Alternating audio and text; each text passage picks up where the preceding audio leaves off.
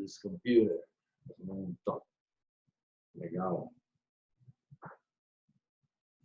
Gravando. Pronto, vou pegar uma água, já voltamos e começamos a conversar.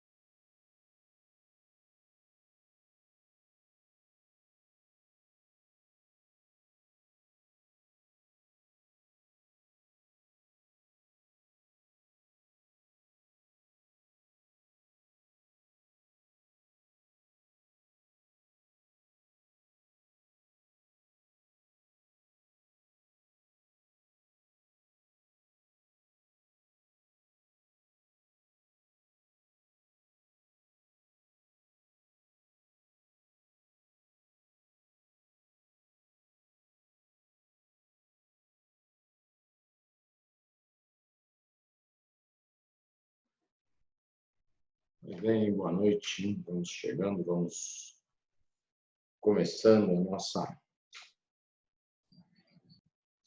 nossa atividade. Muito bem. Aí alguns.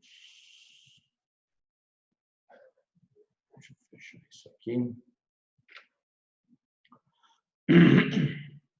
Muito bem. Alguém quer fazer alguma colocação a respeito da nossa última aula? Alguma dúvida, algum posicionamento, algum questionamento? Fala, Giovana. Eduardo? Até o momento eu não tenho não. Não? Tudo tranquilo? Então vamos lá. Na essência, no nosso último... Tem alguém falando no chat aí. Pronto, isso. Fazer uma rápida revisão, tudo bem, vamos lá. Uma rápida revisão de tudo que a gente trabalhou aqui. Ó. Então, olhando o projeto de investimento de capital. Então, o primeiro processo é o processo poupança e investimento, no qual eu acumulo dinheiro, invisto para conseguir acumular mais, para poder investir mais, para poder acumular mais, para investir mais, num processo contínuo que a gente chama do processo poupança e investimento, que é o processo natural de criação de riqueza. Legal. A gente tem uma contínua necessidade de tomar decisões de investimento, porque ou a gente está crescendo, a nossa empresa está em crescimento, e aí a gente tem que pensar em investimentos maiores do que a nossa depreciação. A nossa empresa pode estar numa estabilidade de mercado, então o meu mercado não está crescendo, e aí... Vocês estão vendo minha tela? Então, né? Estão vendo a minha transparência?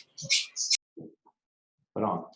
Então, estabilidade. Então, eu estou com o meu mercado, ele não está crescendo, mas também não está diminuindo. Então, eu vou estar investindo na mesma proporção que eu deprecio, na medida que minhas máquinas, equipamentos, infraestrutura vai ficando velha, eu vou substituindo por novas. E quando o meu mercado apresenta ou me mostra uma retração nas atividades. Então, o meu mercado está diminuindo, então, seja por uma questão de de esgotamento daquele mercado, ou seja, mercado de um... Né? Então, a gente chegou a citar o exemplo de locadora de videocassete para os mais velhos e locadora de DVD para os não tão novos assim, né? Agora o povo está tudo no streaming, mas esse foi um mercado que ele não só retraiu, mas ele desapareceu, né? Então, nesse caso, a gente vai investir cada vez menos, né? Então, na medida em que nossas máquinas e equipamentos vão sendo depreciadas, a gente vai desinvestindo ou saindo daquela atividade. Razões para investir: substituir as minhas máquinas, modernizar por uma nova tecnologia, expandir o meu mercado e aí expandir o meu tamanho. E aí a gente observou que a nossa expansão pode ser vertical, então dentro da nossa cadeia de valor. Então, posso ocupar diferentes posições dentro da cadeia de valor, podendo inclusive ir da produção de matéria-prima à distribuição do produto acabado, como foi o exemplo da Malharias Hering, né? E aí a gente tem a diversificação. Então, eu vou expandir também, mas não dentro da minha cadeia de valor, dentro da minha...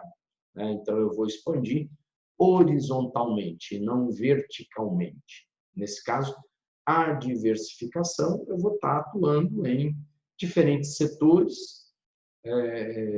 Pode ser que a minha decisão de investir em diferentes setores seja decorrente de algum tipo de sinergia, como no caso da Hering, que produziu algodão, que produziu caroço de algodão, que esmagava o caroço de algodão que virava óleo, e aí o farelo servia para alimentar o gado, o óleo servia para produzir margarina, e aí eles produziram ou criaram uma empresa chamada Ceval Alimentos, que depois de um tempo acabou sendo vendida para a Bunge, e hoje parte do que é a Bunge é originário da Ceval Alimentos, que no seu nascedouro era uma malharia, uma fábrica de camiseta.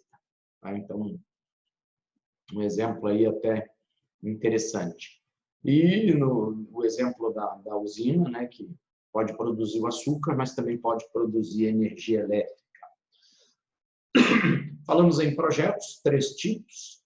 Projetos independentes. Se eu decidir realizar um, não afeta em nada a minha decisão de realizar o outro.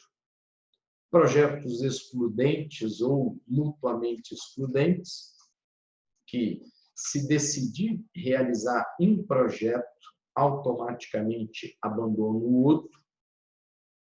Então, como exemplo, tenho uma máquina convencional ou uma máquina automática para ser comprada.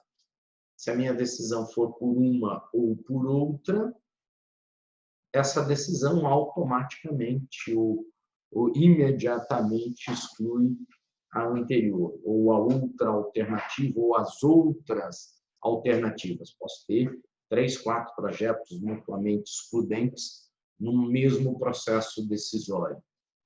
Outro exemplo que dei foi o caso de ter disponibilidade de um terreno e podendo edificar ali naquele terreno um prédio residencial ou um posto de gasolina.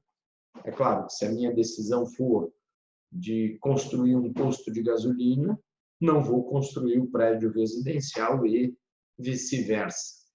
E, por fim, os projetos que a gente chamou de complementares. Projetos que, se eu aceito um, só faz sentido realizá-lo se eu fizer também o outro. E aí é aquela história, eu vou comprar uma máquina que aumenta a minha produção e eu vou precisar de um espaço de armazenagem para a minha produção. Então, não faz sentido eu comprar a máquina sem um galpão de armazenagem e tampouco construir um galpão se não for comprar a máquina. Então, se fizer um, eu tenho que fazer o outro. E aí, a gente, na alma, ou isso aí a gente resumiu tudo que a gente falou até agora sobre projetos de investimento. E aí, falamos um pouquinho a respeito das etapas do projeto, que, num primeiro momento, as empresas normalmente fazem um levantamento amplo dos projetos, então, seja projetos de manutenção da fábrica, e aí, nesse caso, não só da fábrica, mas da minha capacidade produtiva. Nesse caso, é comum o envolvimento de pessoas até que ocupam cargos menores dentro da organização, como, por exemplo, o pessoal do chão de fábrica, o pessoal da produção, mas que muitas vezes, por estarem próximos da produção, muitas vezes têm ideias e propostas que são interessantes e não devem deixar de ser consideradas. Então, mas no nosso caso, no nosso objeto de estudo, nós estamos falando em projetos de investimento de capital, que são aqueles cujo enfoque não é o da manutenção, mas sim o da execução de atividades estratégicas da empresa. E aí, a gente vai estar pensando em projetos que o dinheiro envolvido, seja na implantação, seja na operacionalização, ele é significativo para a empresa. Então, temos aí, e aí falamos, diferentes estratégias também de levantamento de projetos, né? Então, eu posso gerar uma disputa entre diferentes áreas, né? Para que elas me apresentem os melhores projetos. Então, eu imponho um limite orçamentário e digo, ó, tem tantos milhões. Quem me apresentar o melhor projeto leva. Então, eu gero uma disputa, uma competição de maneira proposital, para que se consiga, talvez, aí levantar as melhores propostas. Tá. Feito essa etapa do levantamento de propostas, vamos para a seleção das alternativas. E aí, quando a gente gera um grande número de propostas, a gente vai ver que tem umas que não fazem o menor sentido, e aí, claro, a gente não vai levá-las em consideração. Outras farão sentido e valerão a pena um estudo mais aprofundado. E aí, para essas alternativas que a gente seleciona para um estudo mais aprofundado, o passo seguinte é aquilo que a gente vai chamar de determinação do fluxo de caixa relevante. E aí, esses fluxos de caixa relevantes vão envolver 3 diferentes fluxos, e hoje a gente vai falar um pouco mais detalhado desses fluxos aqui. Então, a gente tem o fluxo de caixa inicial, então tudo que eu preciso para iniciar o meu projeto, para iniciar a minha atividade operacional. E aí, vejam, há uma série de detalhes e há uma série de itens que devem ser levantados na determinação do nosso fluxo de caixa inicial. Tá? Então, eu tenho que determinar o que eu vou produzir e qual vai ser o meu processo produtivo, até para que eu possa dimensionar e desenhar o layout da minha fábrica. Eu vou ter que determinar que tipo de tecnologia eu vou usar, a minha proximidade dos meus fornecedores, enfim. É nesse momento que a gente vai ter aí um levantamento amplo, mas, em termos financeiros, o fluxo de caixa inicial é tudo que a gente vai gastar para ter o nosso projeto funcionando. Então, enquanto esses outros 2 fluxos costumam aparecer com sinais positivos, o fluxo inicial ele tem um sinal negativo, do tipo, fiz o meu investimento, então saiu dinheiro do meu caixa, e aí a gente vai para a atividade operacional. No ano 1, eu tive um fluxo de caixa operacional 1. No ano 2, eu tive um fluxo de caixa operacional 2.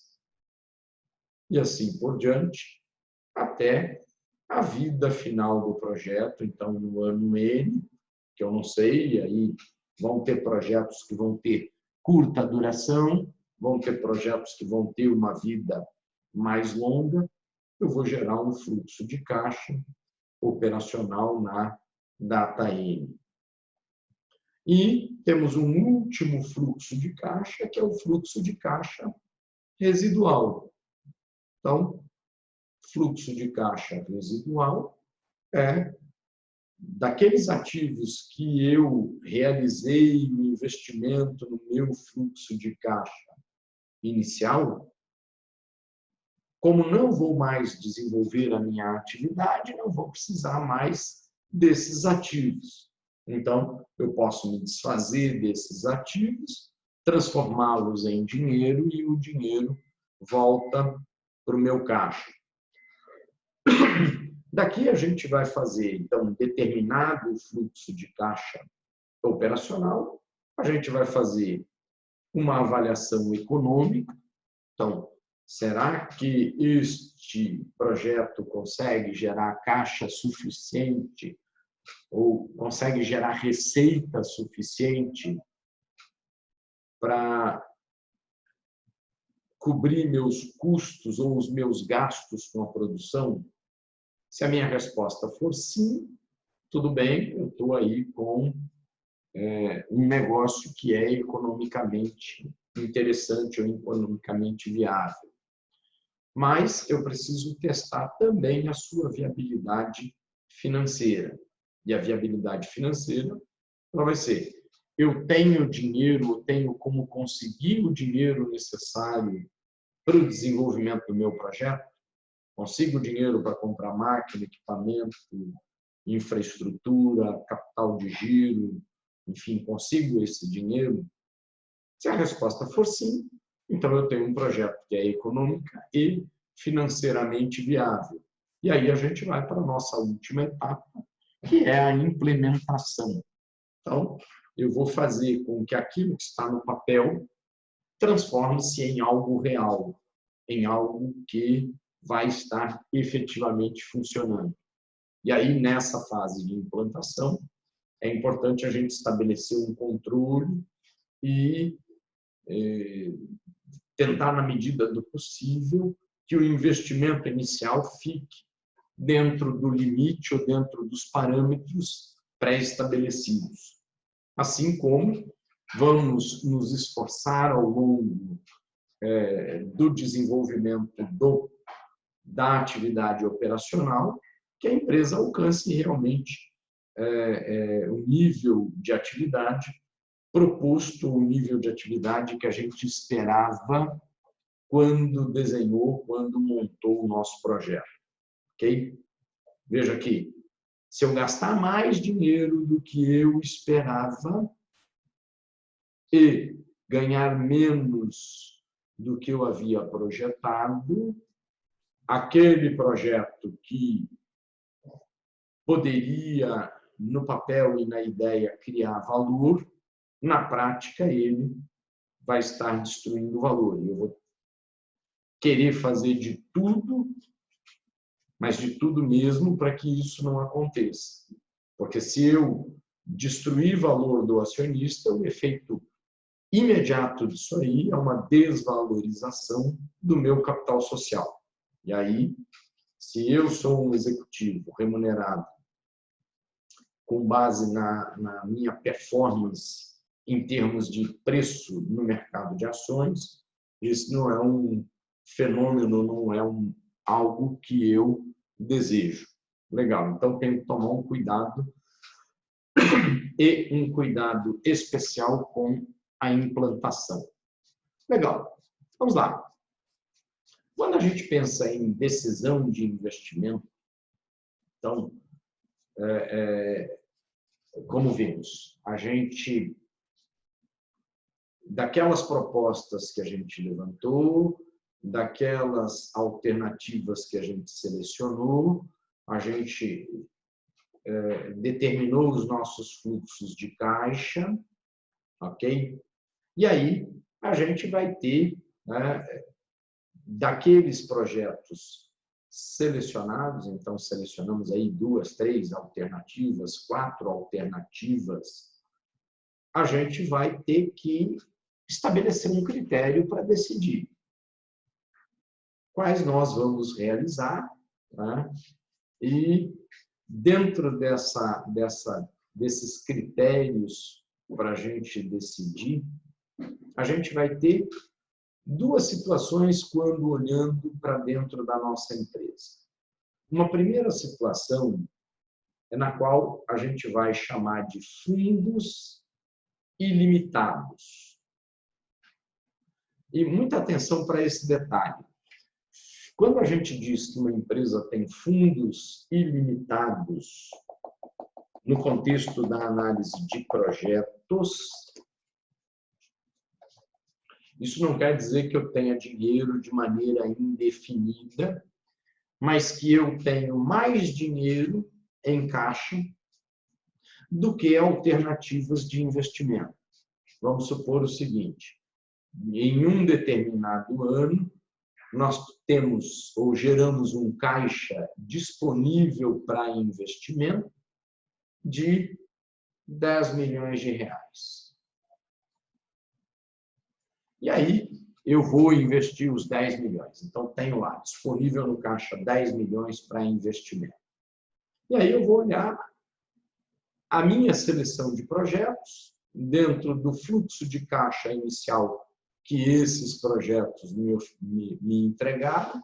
Eu cheguei aqui que a minha necessidade de investimento, então, eu tenho projetos que são atrativos no valor, por exemplo, de 8 milhões. Então, nesse caso, eu tenho em caixa mais dinheiro do que aquilo que eu posso alocar em projetos, e lembre-se, em projetos que remuneram o acionista no que ele quer. Então, só para fazer esse destaque. Então, se o acionista me cobra 20%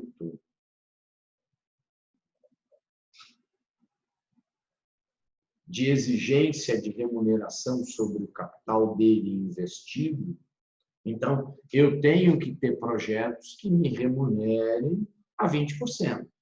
Então, desses 8 milhões, eu posso dizer, 6 eu gastei com um projeto que me rende, e aí daqui a pouquinho a gente vai falar nisso aqui, 30%.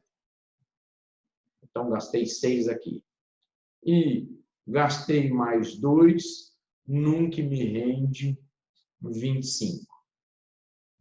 E os outros projetos que eu tenho, que poderiam consumir aqui, sei lá, mais 2,5, mais 2, mais 1, um rende, por exemplo, 18%, o outro me rende 15%, e o outro me rende 10%.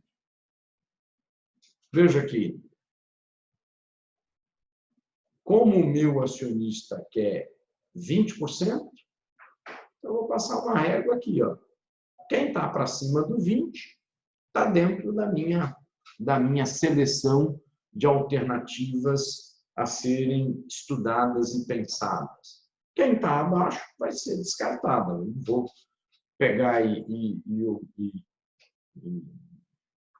escolher ou trabalhar com uma alternativa que me renda menos que isso aqui. E aí, então, nesse caso, eu tenho 10 milhões e preciso de 8. Então, eu tenho mais dinheiro do que o que eu preciso. Uma segunda situação é aquilo que a gente vai chamar de restrição orçamentária, não, é orçamentária. Restrição orçamentária. Tá? Quem é a minha restrição orçamentária? Seria um caso inverso desse aqui. Sim, fala, Giovanni. Kaique? Fala, Kaique. Kaique, desculpa aí. Mas eu não entendi muito bem essa questão de fundos ilimitados. Seria só a gente ter mais dinheiro em caixa do que eu preciso? Mais dinheiro em caixa do que projetos de investimento. Então, projetos. Então, aqui, ó, vamos ver aqui. Ó. Eu tenho 6 milhões no projeto 1. Vou botar aqui, ó, projeto 1. Eu tenho 2 milhões no projeto 2. Eu tenho 2 milhões e 500 mil no projeto 3. 2 milhões no projeto 4. E 1 milhão no projeto 5. Só que o projeto 3, o projeto 4 e o projeto 5 não me oferecem uma taxa de remuneração compatível com o que o acionista quer. O acionista quer ganhar quanto? Quer ganhar 20. Quantos projetos você tem que te remuneram mais que 20? Só 2, ok? E somando 8 milhões. Se eu tenho 10 milhões em caixa e 8 milhões em projetos que remuneram o acionista na proporção que ele quer, então eu tenho mais dinheiro do que eu preciso para investir, porque esse aqui, ó, eu não vou fazer de jeito nenhum, nem esse, nem esse. Tudo bem? Entendi. Beleza. Beleza? Beleza. Agora, veja aqui, a restrição orçamentária, e aí vamos colocar o seguinte, ó, esse aqui rende 30, esse aqui rende 25, esse aqui rende 20, e vou até colocar aqui, ó, esse aqui rende 23 e esse aqui rende 20. E este outro aqui, sei lá, rende 20 também. Então, veja, eu tenho 6, 8, 10 e 500, 12 e 500, 13 milhões e 500 em projetos que remuneram o acionista na proporção ou acima da proporção do que ele exige. Então, nesse caso, eu estou em um processo de restrição orçamentária.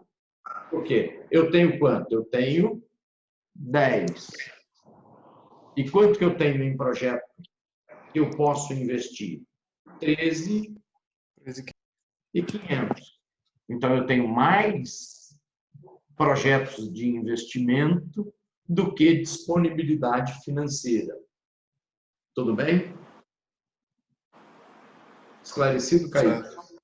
Certo, beleza. Ok? Então, quando eu tenho projetos com fundo ilimitados ou uma situação de fundos ilimitados, eu vou fazer todos os projetos que ofereçam uma rentabilidade aceitável para o acionista e o dinheiro que sobrou, ó, sobrou 2 milhões aqui, não foi? Nesse caso. Minha sugestão para vocês, se estiver na sua mão e no seu controle, esses 2 milhões, faça um pagamento extra para o acionista. Paga dividendo extra, tira esse dinheiro do caixa, porque depois o acionista vai te cobrar por uma remuneração de 20% em cima desses 2 milhões. E se você não conseguir aplicar o dinheiro dele aos 20%, você vai ter que ter uma boa explicação para isso. Então, em vez de estar tentando ou querendo arrumar uma boa explicação, tira o dinheiro do caixa, entrega para o acionista e fala, ó, dos 10 milhões que a gente gerou de caixa nas atividades operacionais do ano de 2019, eu vou aplicar 8 milhões e outros 2 sobrou. Então, toma aqui, distribuição extra de dividendos para vocês. Te garanto, o acionista e o sócio vai ficar feliz, ele vai ficar muito feliz, todo mundo gosta de ganhar dinheiro extra, sobretudo quando você não está esperando. Tá? Se alguém disser que não gosta de ganhar dinheiro extra quando não está esperando, eu tenho um psiquiatra bom para esses casos. Tá? Então, a nossa outra situação é a da restrição orçamentária. Então, eu tenho mais projetos de investimento do que dinheiro. E veja, vamos tomar essa situação aqui, ó. Eu tenho 13 milhões e 500 mil de projetos que são interessantes para o acionista. Então, ó, no ano que eu tive mais dinheiro do que projeto, eu fui lá e dei o dinheiro, entreguei o dinheiro para o acionista. Então, nada mais justo que quando eu tiver mais projetos de investimento do que dinheiro, eu vá lá e peça para o acionista. Falo, ó, o negócio é o seguinte, eu estou com 10 milhões, mas tenho capacidade de investir no quanto vocês querem receber ou no quanto vocês esperam receber, 13 milhões e meio. Então, está faltando 3 milhões e meio. Querem colocar o dinheiro? A resposta pode ser sim, queremos colocar e vamos seguir em frente aí com esses 3 milhões a mais, ou pode ser não, não queremos. E aí, nesse caso, você vai fazer o quê? Você vai tentar encontrar a melhor combinação possível dentro desses valores. E que nesse caso aqui, ó, eu poderia realizar o projeto 1, o projeto 2 e o projeto 4, que, apesar de ter uma rentabilidade menor que o projeto 3, ele não estoura o meu orçamento. E todos os 3 projetos que estão sendo realizados remuneram o acionista no patamar mínimo que ele deseja. Ok? Beleza? Então, teoricamente, um se limita ao valor que tem em caixa e o outro ao que o cara quer receber, a porcentagem, né? Fica esse pensamento. O quanto o acionista quer ganhar sempre vai estar presente em um e em outro. Ok? Nos dois vai estar essa situação. E aí, os projetos que eu vou considerar a sua realização são aqueles que remuneram mais do que o mais, ou, na pior das hipóteses, a mesma quantia que o investidor deseja. Beleza? Okay. Legal. Então, vou até fazer o seguinte, vou tirar um print disso aqui, ó. Eu vou apagar essa minha anotação aqui, ó. Eu vou fazer assim, eu vou salvar um printzinho disso aqui. Ah, tá legal. Deixa ele aí. E vou apagar aqui, que aí depois eu distribuo essa anotação com vocês. Então tá lá. Nossos critérios de decisão, nós temos. Com fundos ilimitados, realizo todos, listando do mais rentável para o menos rentável e ponho um ponto de corte, o resultado, o retorno exigido pelo acionista. E quando eu tenho restrição orçamentária, eu vou tentar fazer a melhor combinação entre os projetos que eu tenho. E aí, os projetos que sobrarem, eles podem ficar engavetados para um momento futuro. Por exemplo, aquele projeto 3, que exigiria 2,5 milhões e que rende 23%, esse ano eu não consegui fazê-lo, porque o que eu tinha de dinheiro me faria ou me imporia uma falta de 500 mil em dinheiro. Então, eu não pude realizá-lo. Mas, por me remunerar 3% acima do que o acionista quer, eu posso deixá-lo ali em stand-by para uma decisão ou para uma data futura. Ok? Tá. Quando a gente olha dentro do processo decisório, e aí eu não sei quem está com o microfone aberto, quem tiver, feche, por favor. Quando a gente está, e aí vão aparecer 3 custos.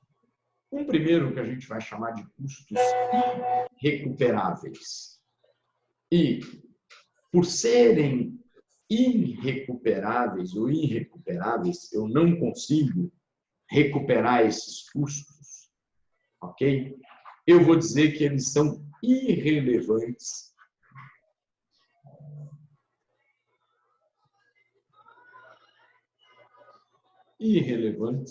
na minha decisão de investimento, ok? Então, por exemplo, eu fiz uma pesquisa de mercado para ver se a atividade XYZ que eu quero desenvolver em Recife tem mercado.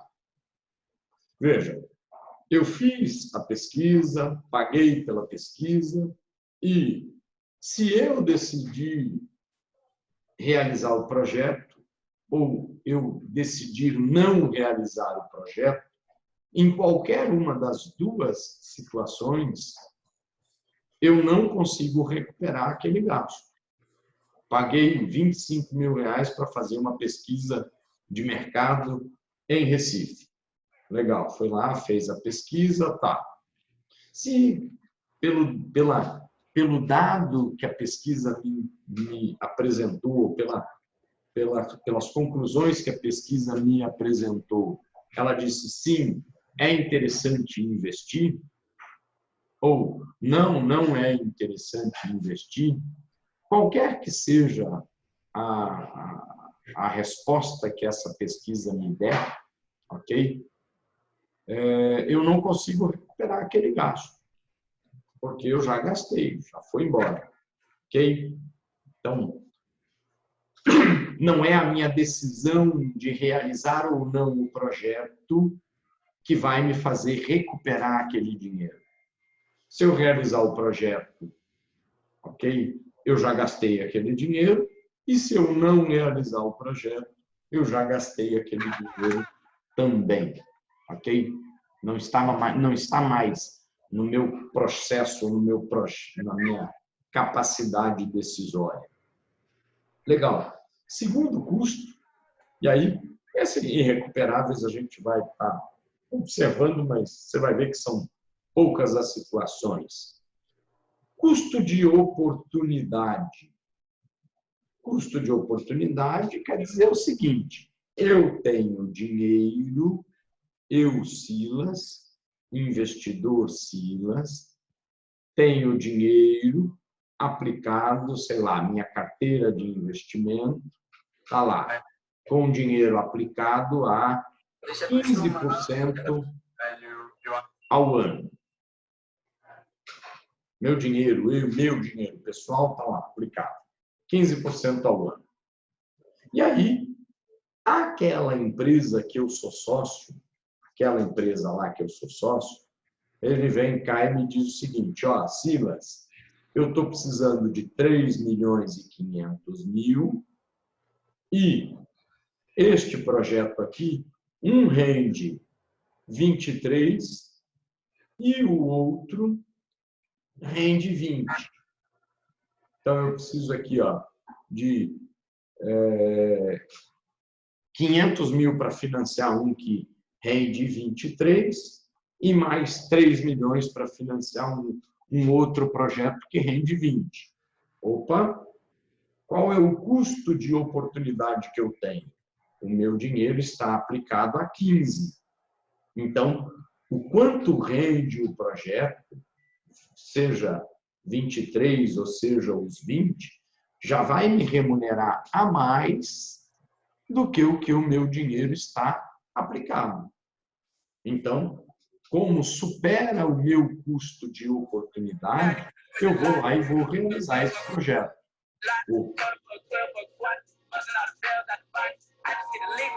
Rafaela, o teu áudio está Abertaço.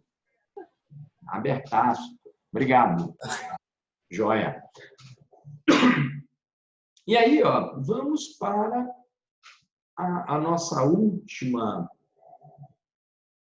último elemento de custo, que a gente vai chamar de custo de capital ou custo médio e ponderado de capital. Quando a gente falou, quando nós estamos no processo de avaliação de um projeto, a gente faz a nossa leitura e a nossa interpretação como se aquele projeto estivesse sendo financiado somente com capital próprio. Então, eu estou olhando a atividade operacional e aí, ó, é até interessante a gente observar o seguinte: se eu tenho uma empresa e o meu ativo e aqui o meu passivo, se essa empresa é financiada apenas com capital próprio, veja que todo o capital financia o meu investimento em ativos. Então, eu vou dizer que o meu retorno operacional ele vai ser igual ao meu retorno sobre o patrimônio líquido. Então, o quanto eu ganho na minha empresa é o que eu remunero o meu investidor. Ok? Agora, quando nós temos uma empresa financiada não só com capital, mas parte é capital e parte é dívida, veja que o meu investimento agora, ele, além de ter o risco operacional, ele passa a ter o risco financeiro. Então, isso aqui só vai ser interessante se o retorno operacional for maior. Desculpa. Deixa eu apagar aqui, ó.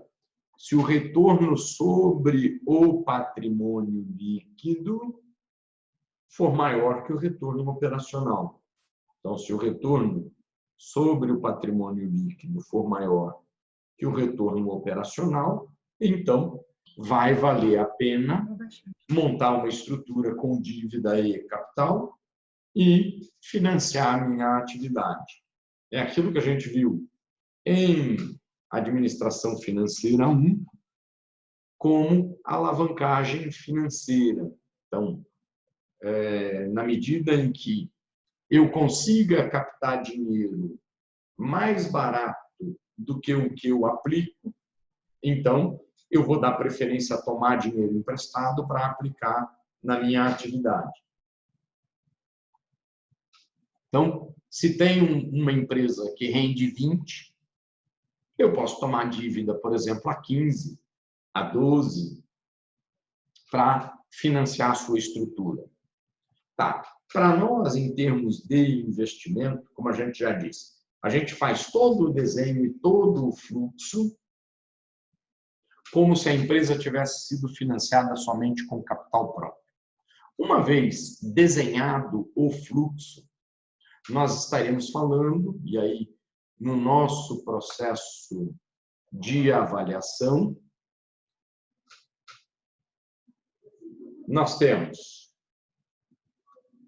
um primeiro método que a gente vai chamar de payback, ou tempo de recuperação do dinheiro que a gente investiu. Nós temos um segundo método, que é o valor presente líquido. E aí, lá da matemática financeira, o valor presente líquido é o valor descontado dos nossos fluxos de caixa. Então, se eu tenho um projeto de investimento e tem lá um fluxo de caixa operacional na data 1, um fluxo de caixa operacional na data 2 e assim por diante, então eu vou trazer todo mundo para valor presente e vou confrontar com o meu investimento. Então, a soma de todos os meus fluxos descontados vão ser confrontados com o quanto eu tenho que investir. Esses fluxos descontados, eles vão ser descontados pelo custo financeiro da empresa ou o custo de capital. Ok? Seria aqui o WACC ou CMEPC, que é a mesma coisa. A sigla em inglês, que pode aparecer para vocês, WACC, ou em português, custo médio e ponderado de capital. Ok? Legal. Deixa eu só... Peço só um minutinho aqui. Tá. Alguém tentou falar comigo, mas... Ó, Lubs, vê se é o tio que está tentando falar com a gente, que é de Tirapina aí. Não, acho que foi. Pronto. Desculpa. Ligação no meio do caminho, que foi ligação de São Paulo, então repassei aqui a ligação. Então, ó, o custo médio e ponderado, tá? Então ele vai poder aparecer. Legal. Então, na hora de descontar o meu fluxo de caixa para determinar o meu valor presente, eu vou usar o meu custo médio e ponderado de capital. Ou vou calcular a taxa interna de retorno do meu projeto e vou confrontar com o meu custo médio e ponderado de capital. Beleza? Legal. Vamos passar agora para uma questão talvez um pouco mais prática, que eu acho que fica mais bacana para a gente entender esse processo como um todo até agora. Vamos lá. Professor, Sim. tinha como você fazer, tipo um exemplo pequeno, pegar uns valores e fazendo um mini planejamento assim, para a gente ver na prática? Calma aí que eu não consegui me escutar, Leidiane. Deixa eu tentar ver se elevo o volume do meu microfone, do meu alto-falante, desculpa, e você me repete a pergunta. Deixa aqui, vamos lá. Um pouquinho. E aqui. Pronto, repita a pergunta, Leidiane, por favor. Sim, eu perguntei, tem como você fazer tipo um mini planejamento pequeno para ir mostrando a gente passo a passo? Sim, a gente vai agora. Não sei se chegou a ver, eu mandei um enunciado de um problema para vocês. Não, ainda não vi. Pronto, então tem um enunciado, não precisa se preocupar. Eu vou abrir ele aqui, depois você fica com ele e a gente vai fazer sim, passo a passo. Ok. Tá bom? Então vamos lá. Se a gente for olhar em termos do nosso fluxo de caixa, a gente tem que...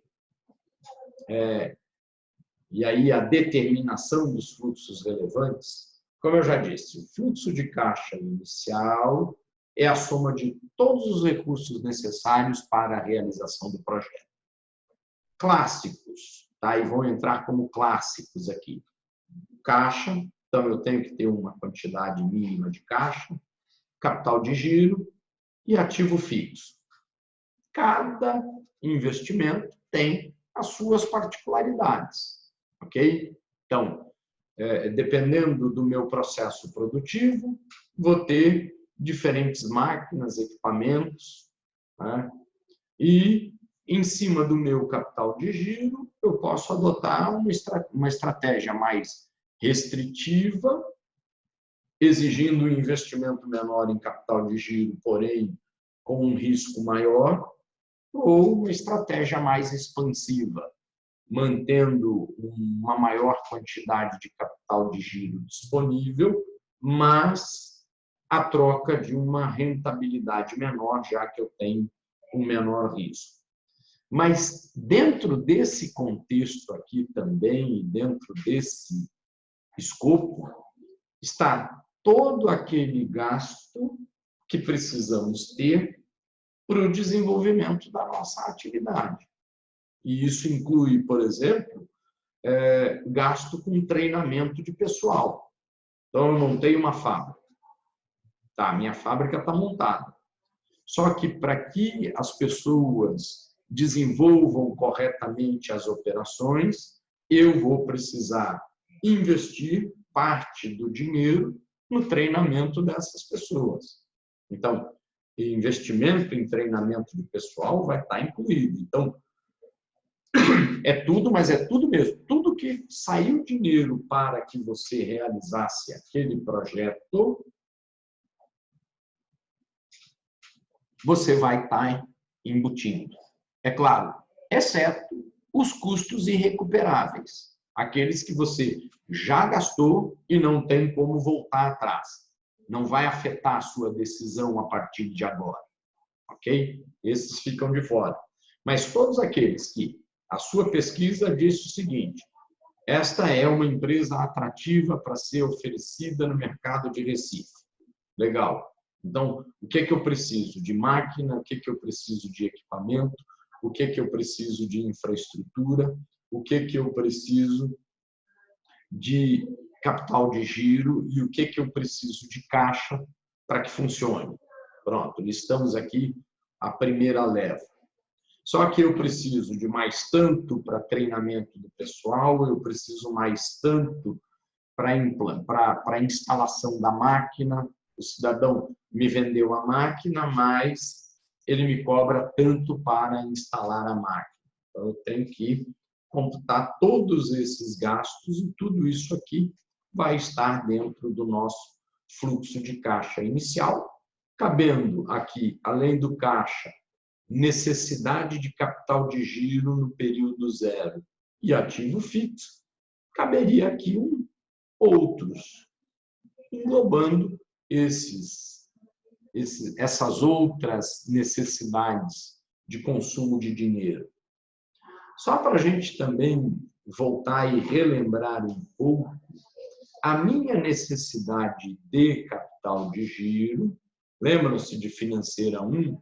A minha necessidade de capital de giro, ela vai ser igual ao investimento em contas a receber,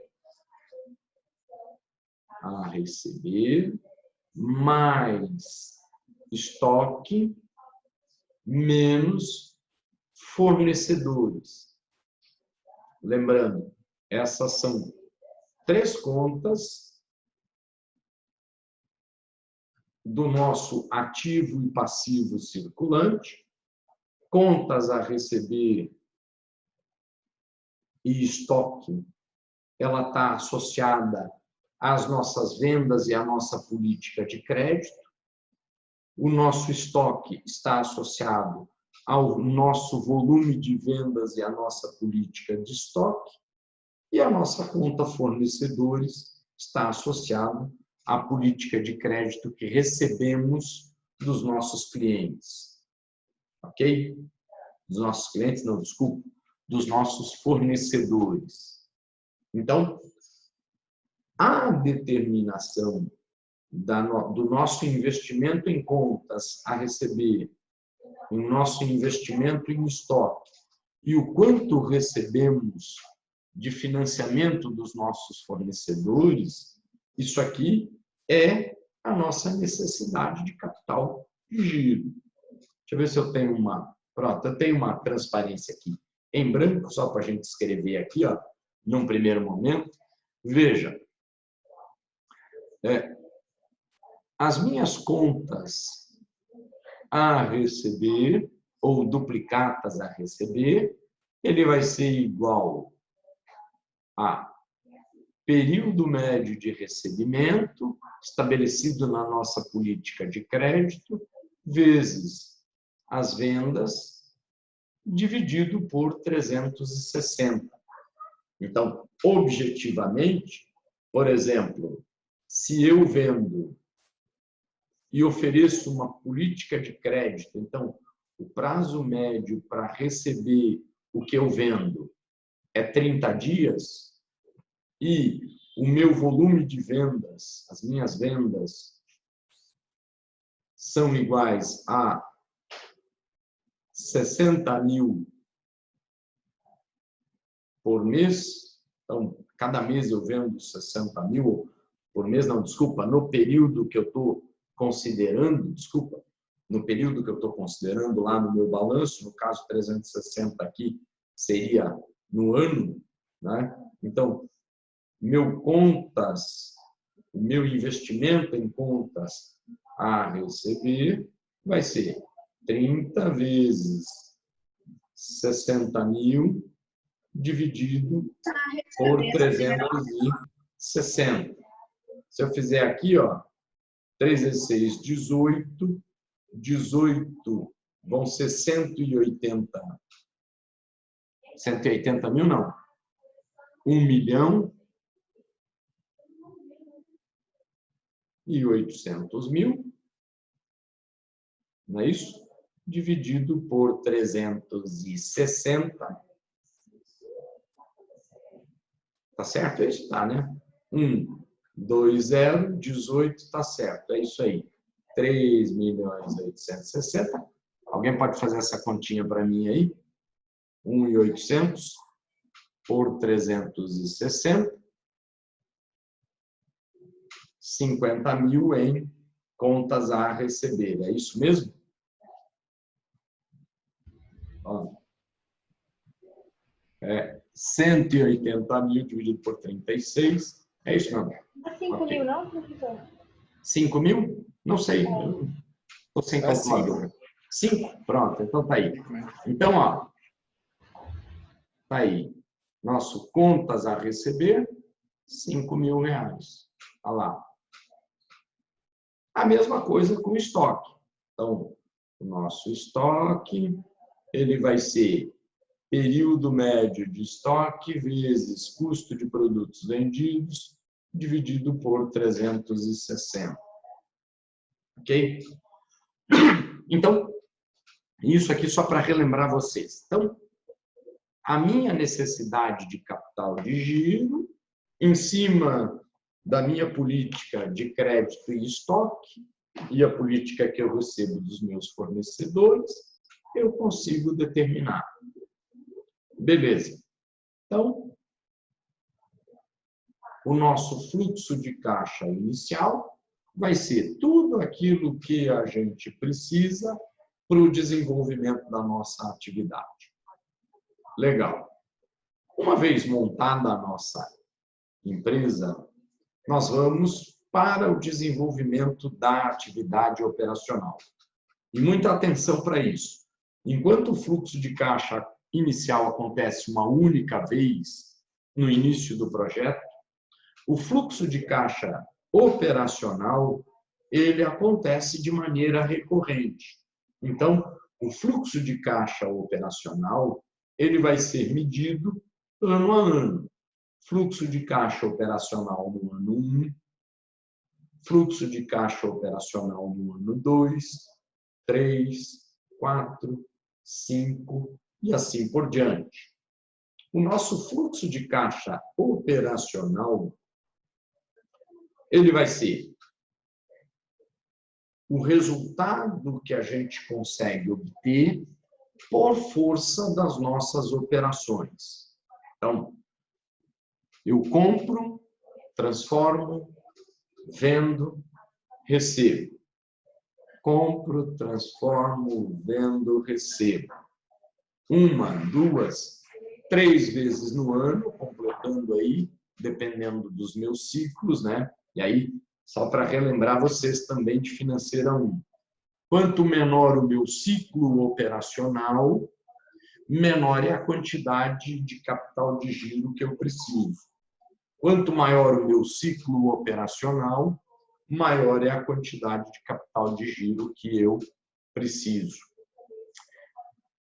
E aí, o meu lucro operacional, o meu resultado operacional é o quanto eu ganho menos o quanto eu gasto operacionalmente para desenvolver aquela atividade.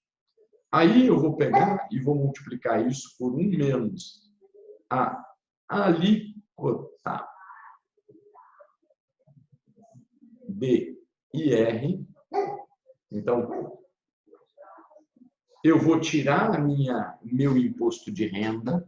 Então, se eu estou trabalhando numa faixa de 30%, então eu vou pegar o lucro antes de juros e imposto e vou considerar como se a empresa não tivesse dívida e vou tirar o meu lucro operacional dali. Porque eu quero o meu imposto daquele valor, porque eu quero saber o quanto vou ganhar operacionalmente líquido de imposto, sem pensar em pagar os meus credores, os meus financiadores, tanto acionista quanto um credor do mercado financeiro. Então, estou só olhando a operação da empresa. Professor, desculpa, Sim, esse Lagi, sei lá como é. Ele é o quê? É o lucro, o que você falou? É lucro antes dos juros e imposto de renda. Beleza. Lucro, LAGI. Lucro antes dos juros e IR. Ok? Então, eu estou lá pegando o quanto eu obtenho ou tenho de ganho operacional. Legal. Vou tirar o imposto, vou somar a depreciação e lembrando vocês, no demonstrativo de resultado, nós tínhamos lá a receita, aí menos custo fixo, menos custo variável, menos despesas, inclusive depreciação. Isso aqui vai me dar o lucro antes de juros e imposto de renda. Veja, para a apuração do nosso lucro operacional, nós tirávamos a despesa com a depreciação. Só que a despesa com depreciação é uma despesa que não implica em saída de caixa. Por quê? A depreciação nada mais é do que a recuperação do investimento feito em máquinas e equipamentos. Então, na medida em que nós gastamos as nossas máquinas no processo produtivo, o governo nos permite reconhecer este gasto e aí a gente vai, apesar da gente comprar a máquina de uma vez só, ou teoricamente aí à vista, o reconhecimento pelo governo do gasto desta máquina vem com o caminhar ou com o passar do tempo. Ok? Beleza? E como é que o governo vê esse gasto, professor? Como? Como é que o governo vê... não sabe não, gasto. A depreciação... Não, então, veja, a depreciação, Leidiane, ela faz parte, inclusive, da política, dos instrumentos de política monetária do governo federal. Porque o governo, e é claro, tenta-se ter uma coerência entre vida econômica do bem, né? Então, enquanto essa máquina ou esse equipamento consegue produzir, e a sua depreciação. Então, por exemplo, se você for olhar a depreciação de uma edificação, então de um prédio, de um galpão, ela vai ser a razão de 4% ao ano. Ou seja, daqui a 25 anos, o investimento feito num galpão vai estar totalmente depreciado. Já um computador, ele vai ter uma depreciação muito mais rápida. Acredito que 2, 3 anos seja o tempo de depreciação. A depreciação de um automóvel, então, dentro do seu processo produtivo, sei lá, dentro da sua distribuição, você precisa comprar um carro para fazer essa distribuição. Tá, esse carro, ele vai ser depreciado à razão de 25% ao ano.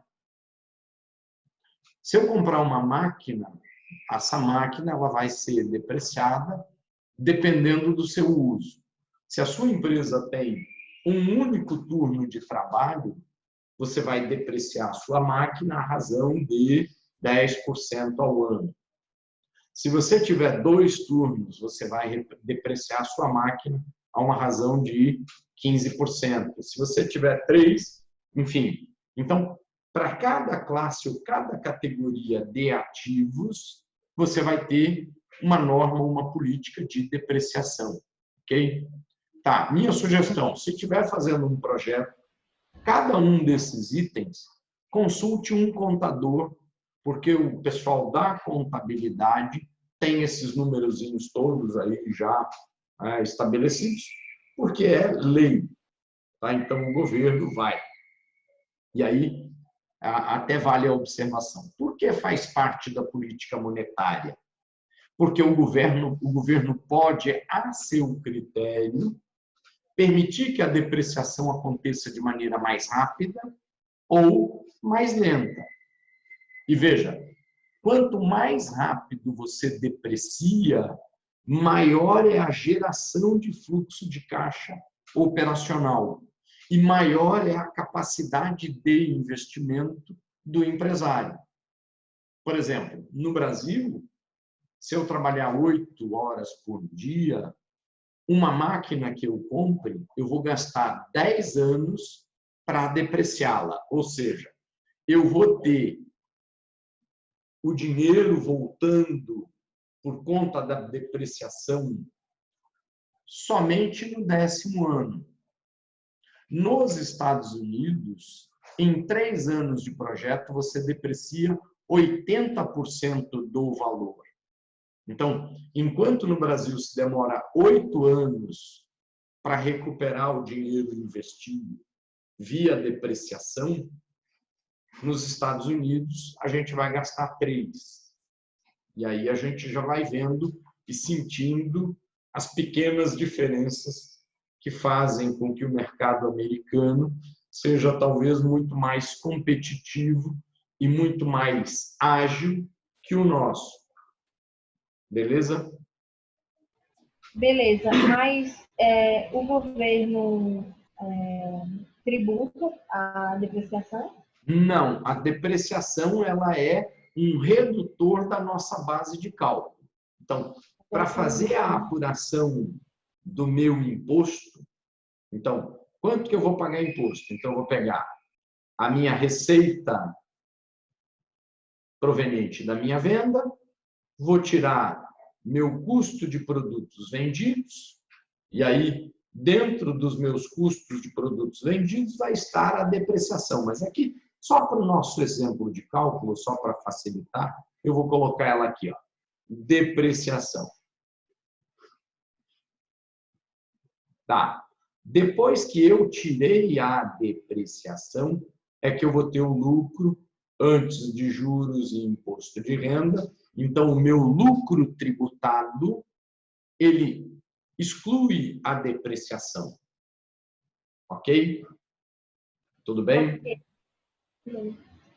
Foi muito boa a sua pergunta, Leidiane, porque a gente vai falar daqui a pouquinho no fluxo de caixa residual e aí a gente vai ver como essa depreciação acontece numa segunda etapa. Mas vamos só terminar aqui o fluxo de caixa operacional. Então, o primeiro termo é o meu lucro operacional descontado o imposto. Então, o quanto eu ganhei líquido pelas minhas atividades operacionais. Para a apuração do meu resultado, eu tirei a depreciação, mas a depreciação já aconteceu, ou o gasto com a depreciação, ele já aconteceu quando eu comprei a minha máquina. A depreciação só está o governo me permitindo reconhecer aquele gasto. Então, aquilo vai entrar como um crédito para mim, vai entrar no meu caso. E aí, menos a variação na minha necessidade de capital de giro. Lembrando, a minha necessidade de capital de giro, ela vai ser maior com as vendas. Então, quanto mais eu vender, mais eu preciso ter investimento em contas a receber, mais eu preciso ter investimento em estoques, assim como Quando as minhas vendas são menores, eu preciso de menos capital de giro. Então, diminuiu a minha venda, diminuíram as minhas vendas, eu preciso de menos dinheiro para contas a receber e preciso de um estoque menor.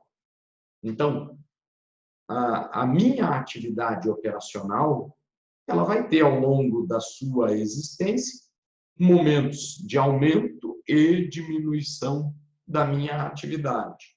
Então, eu posso ter tanto essa diferença, então vai ser a minha necessidade de capital de giro final menos a minha necessidade de capital de giro inicial.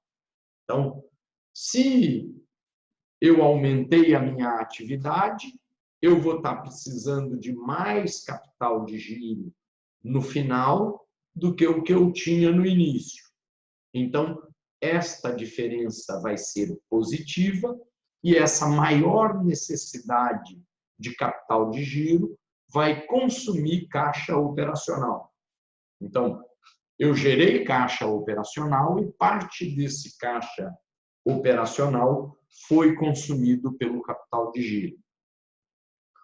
Por outro lado, quando há uma diminuição na minha atividade operacional, a minha necessidade de capital de giro final é menor que a minha necessidade de capital de giro inicial. Então, a variação da necessidade de capital de giro, ela é negativa. Ou seja, na hora que eu pego o menos com o menos, ele fica mais. Então, menor atividade libera capital de giro, então eu vou precisar de menos capital de giro. E aí, essa liberação de capital de giro gera fluxo de caixa. Ok? Tudo bem?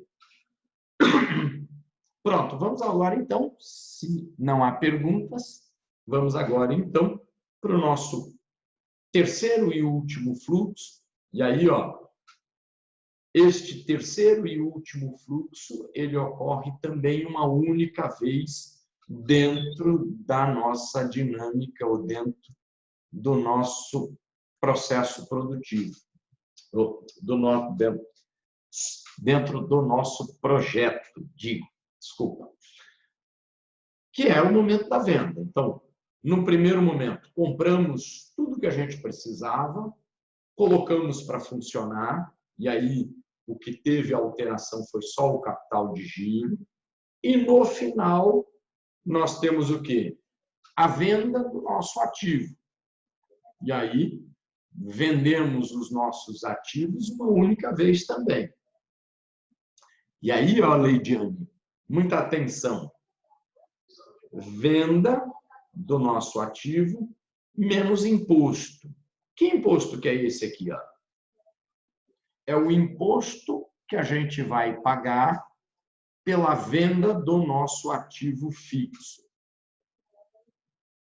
Só que a gente vai pagar imposto sobre o nosso ativo fixo numa situação em que o valor da venda supere o custo do nosso ativo. E como é que a gente vai saber o custo atualizado do nosso ativo? Basta a gente olhar o valor contábil do nosso ativo. Então, ó, vou usar nosso quadrinho aqui, ó. Pagar todo mundo para a gente fazer isso aqui, ó.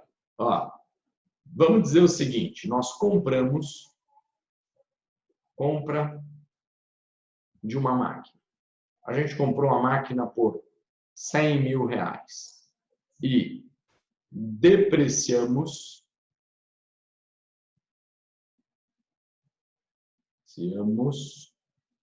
por 10% ao ano. Ok? Então, ó, se eu pegar o valor contábil dessa máquina no ano 0 é 100 mil.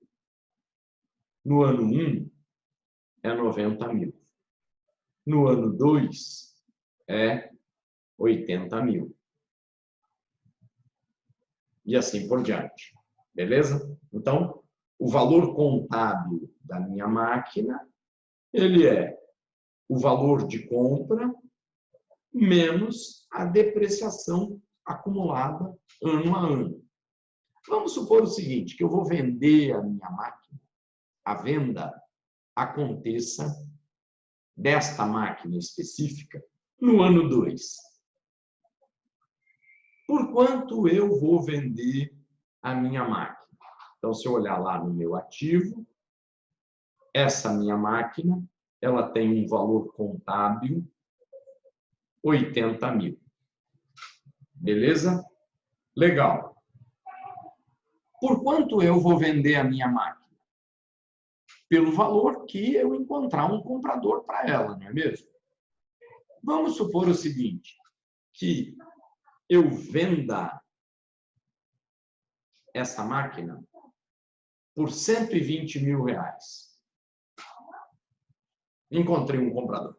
Comprei a máquina por 100, usei no primeiro ano, usei no segundo ano, ela tem para mim um valor contábil de 80 e o valor de venda da máquina é 120 mil. Então, eu estou vendendo muito acima do meu custo. E, na verdade, muito acima do meu custo original. Então, ó, eu vou ter, primeiro, aquilo que eu vou chamar de ganho de capital. Então, eu tive um ganho de capital de 20 mil reais. Por quê? Eu comprei a máquina por 100 e a máquina depreciada ficou a 80 e eu vendi por 120. Então, como eu vendi acima do que eu comprei, esses 20 é ganho de capital. Eu tenho uma segunda parcela, que é depreciação recuperada. Veja, eu não tirei 10 mil do meu resultado como depreciação e não paguei em cima de imposto desses 10 mil do primeiro ano, não paguei em cima de imposto em cima do segundo ano. Então, eu recuperei depreciação também no valor de 20 mil e eu vou pagar imposto. Legal. O ganho de capital, eu tenho uma alíquota de 15%. E na recuperação da depreciação, eu tenho que ver quanto que eu pagava de imposto na minha atividade. Então, por exemplo, se a gente estivesse falando em 25% de imposto, então, em cima desses 20 mil, eu vou pagar 25. Então, ó, eu vou pagar 15 em cima do 20, vou pagar 3 mil de imposto aqui. E 25 em cima de 20, eu vou pagar 5 mil em imposto aqui. Então, eu vou pagar 8 mil de imposto no total. E aí, como é que vai ficar o nosso fluxo de caixa residual? Vendemos o ativo por 120, menos 8 mil de imposto. Ok? Então... Ok, mas, prof, como é que eu chego nessa taxa de 10%? A taxa de 10%, veja, a taxa de essa depreciação aqui, é o que eu disse para você, é necessário que você consulte um contador para verificar caso a caso. Tá? Se for um computador é de um jeito, se for um carro é de outro, se for uma máquina, e aí é o que eu disse, uma máquina funcionando 8 horas por dia vai ser depreciada à razão de 10% ao ano. Fala, Gilvan.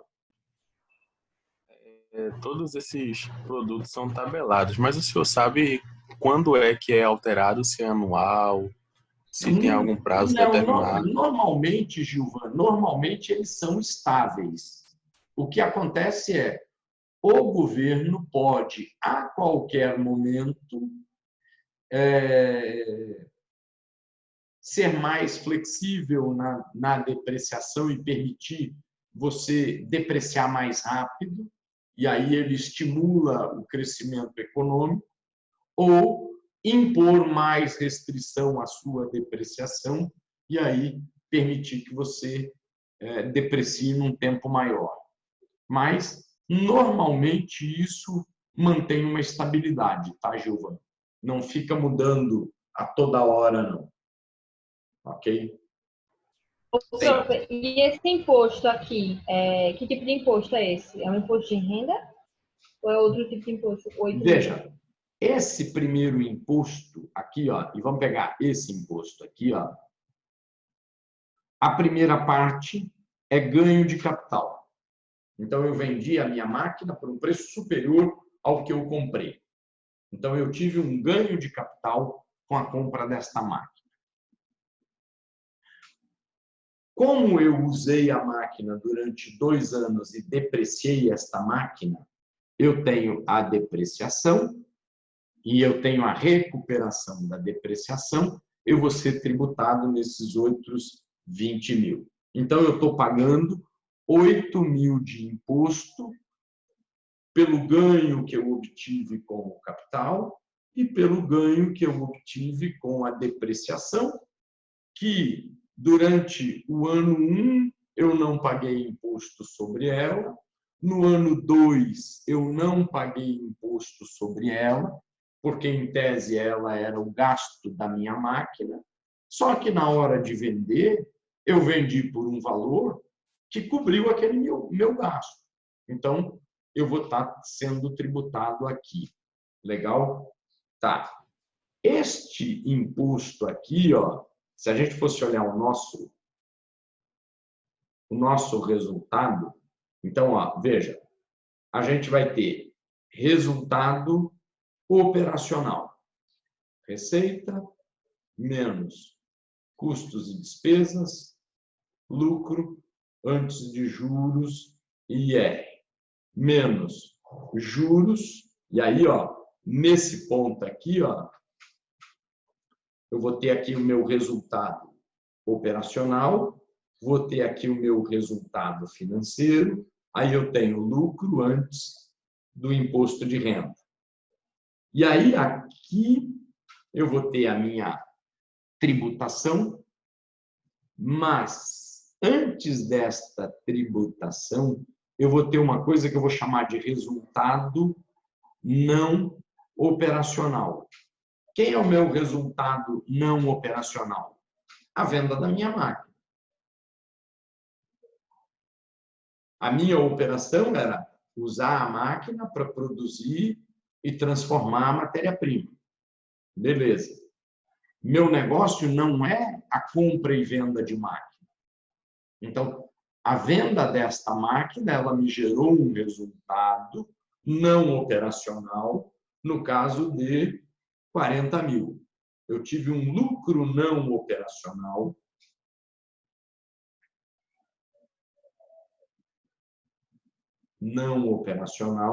de 40 mil. Beleza? Então, vou ter que pagar imposto sobre esse lucro não operacional. Só que observa o seguinte, e falamos aqui esse primeiro caso, quando eu tenho imposto, se eu tiver lucro não operacional, seja por ganho de capital, seja por recuperação da depreciação, eu vou ter que pagar o imposto sobre esse resultado não operacional. Agora, se por acaso o valor da minha venda não foi 120, mas foi, por exemplo, a venda aconteceu por 60 mil. Veja, por 60 mil, o que eu vou ter é prejuízo não operacional. Por quê? Qual é o valor de custo das minhas máquinas e equipamentos? 80 mil. Qual foi o valor de venda dessas máquinas? 60 mil. Então, eu perdi 20 mil reais, mas eu não perdi nas minhas operações. Eu perdi na venda da máquina, então eu perdi, ou é uma perda, ou é um prejuízo não operacional. Por que que digo isso? Porque eu posso compensar exercícios posteriores este prejuízo, apenas observando o seguinte: no ano seguinte, se eu tiver lucro não operacional, eu posso compensar com o prejuízo não operacional do ano anterior. Tudo bem? Ufa! Deixa eu ver que horas são, está no nosso limite aqui. Está no nosso limite. Um minuto. Estamos aqui no nosso limite. E aí, ó, eu queria só, então, abrir e mostrar para vocês. Vocês podem até fazer o seguinte, ó. Vocês podem começar a fazer isso aqui, ó. A gente tem o exemplo, mas aí vocês podem começar a pensar neste exemplo. Então, a empresa Boi Gordo estima a demanda de ração animal para os próximos anos conforme a tabela. Então, estou esperando vender 3.000 toneladas no primeiro ano, 4.500 no segundo, 6.000, 7.500, 7.500, 6, 4.500 e 4.500. Então, o que aconteceu? O que a gente observou? Num primeiro momento, um aumento nas nossas vendas, ano a ano. Eu tenho o preço de venda de cada tonelada, o preço por tonelada. Eu tenho a necessidade de capital de giro ano a ano.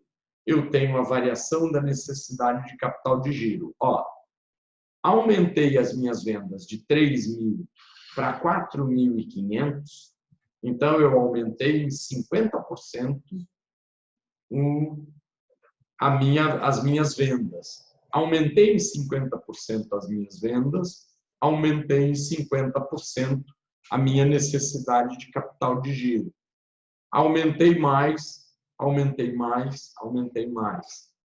Então, na medida em que eu aumento as minhas vendas, eu aumento a minha necessidade de capital de giro e a variação na necessidade de capital de giro vai consumir dinheiro. Legal. E aí temos